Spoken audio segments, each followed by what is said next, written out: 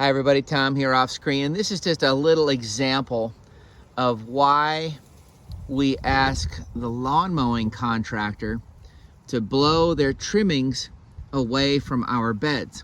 This happens to be a strip of stone that is up against the edge of a greenhouse.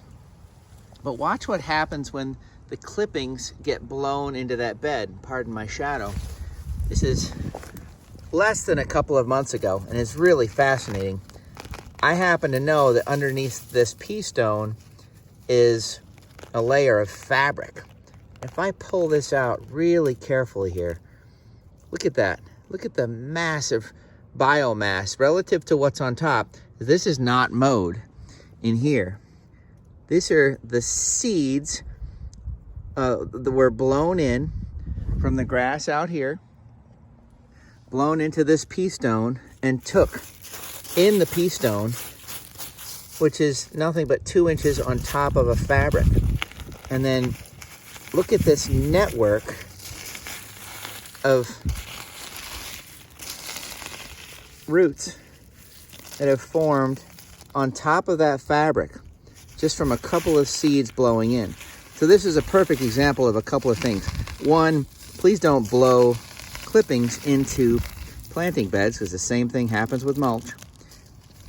But the other thing is, forget about using fabric as a weed barrier. It really doesn't work, because the soil will be formed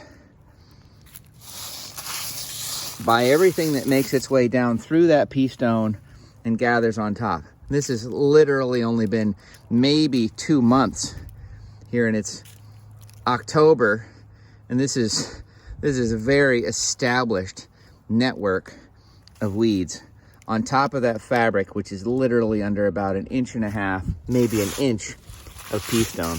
So weed fabrics don't work except to block what comes underneath, and even that's not 100% true. They certainly don't work as far as keeping new things from blowing in and establishing, because organic matter finds a way through this pea stone. There's dust blowing around all the time and seeds blowing in, and without almost any soil, the grass is growing. Okay, so what's the lesson?